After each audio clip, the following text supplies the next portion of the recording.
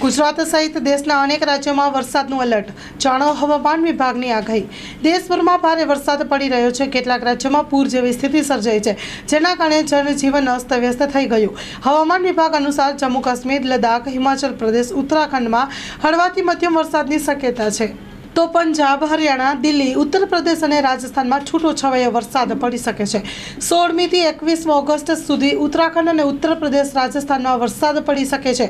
ગુજરાતમાં આગામી 5 દિવસ ગાજવીજ સાથે હળવાથી મધ્યમ વરસાદ પડવાની આગાહી હવામાન વિભાગ દ્વારા કરવામાં આવી રહી છે.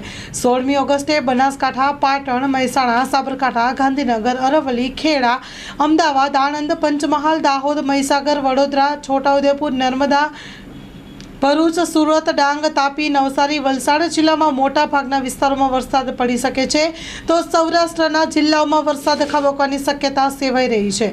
તો મોરબી, કચ્છ જેવા વિસ્તારોમાં પણ અમુક સ્થળે વરસાદ નોંધાશે. ગાજવીજ સાથે હળવાથી મધ્યમ વરસાદની સંભાવના સેવાઈ રહી છે.